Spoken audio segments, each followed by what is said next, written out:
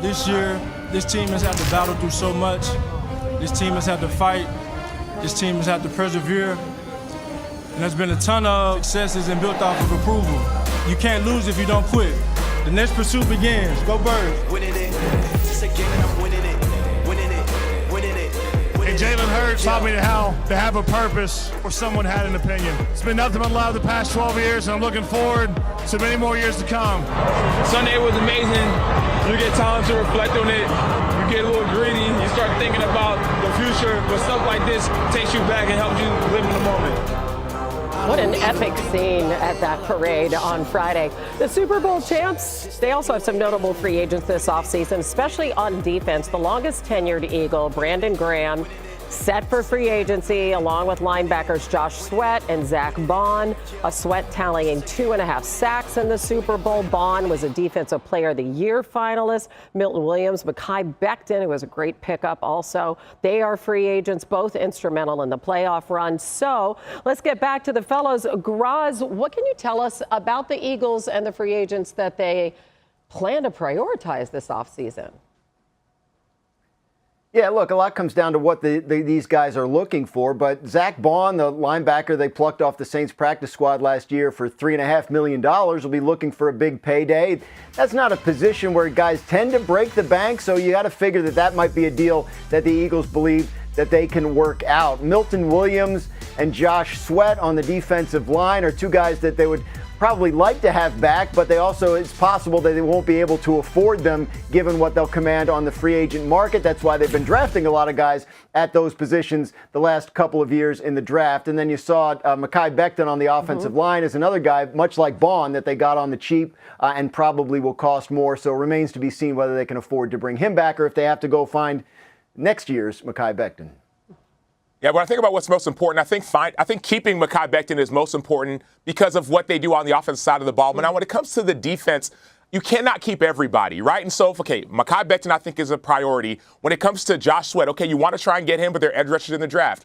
Then I go to Zach Bond. Zach Bond had an outstanding year, but you got him for $3.5 million. He's going to command, 14, 15, highest paid inside linebackers are $20 million. I don't think it's worth paying him that money right now. It's actually better to use Vic Fangio, your defensive coordinator, and go with a guy like Nakobe Dean, already on your roster, Jeremiah Trotter Jr., already on your roster, and then use that capital, that money, for some other pieces. So for me, I think Zach Bond actually won, right? Think about it this way. It was a prove-it deal, and he proved it. But that proof doesn't mean that the Eagles can afford to keep him for $15, $18, $20 million a year. Yeah, other changes on the horizon, and that would be on their coaching staff. And we know Kellen Moore has gone. Also, one of the assistants has gone with him. So we were counting, Tim, offensive coordinators that Jalen Hurts has had, play callers, since he's been in the NFL, 6. This is going to be his 6th different play caller. How big of a deal is this? It's a really big deal. And Hannah, I think, it goes to show you how impressive what Jalen Hurts has accomplished considering that number. Like that's not easy. Typically, consistency is usually what's helps breed quarterback success. So I would say, look, it's a big deal. What they did this year with 2 new coordinators, I would say, is somewhat remarkable. So to go through it once again is a challenge. And I would say this: Kellen Moore, I think, improved as the season went along, as he got to understand and learn who Philadelphia was on offense, what his quarterback was good at doing, how he had to manage his receivers and keep them involved, and yet at the same time how he had to stay patient with a run game, which is easily the best run game in the National Football League. So, I think that's important going forward. They are a unique offense because, look, this is a passing league, and they were just as likely to have a 62-yard explosive play for a touchdown, handing the ball off running inside zone as they were calling a pass play.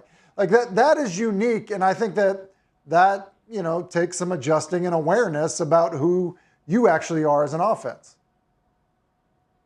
That's why it'll be interesting to see what they do to replace Kellen Moore. They're just sort of digging in on that this week, now that the parade and everything is over. They have to interview external candidates, and they will.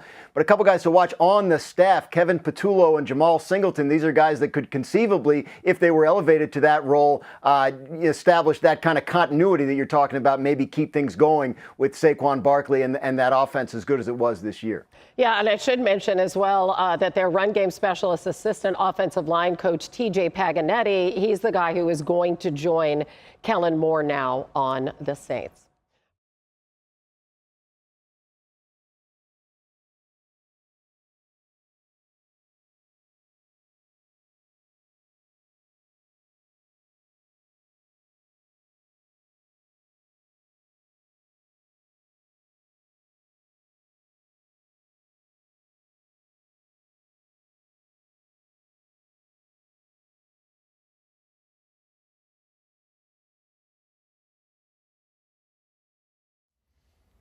How's it going, everybody? Villa Sports Network here. Just want to thank you guys for your support on the channel. Thank you guys for watching the video. Hope y'all enjoyed it.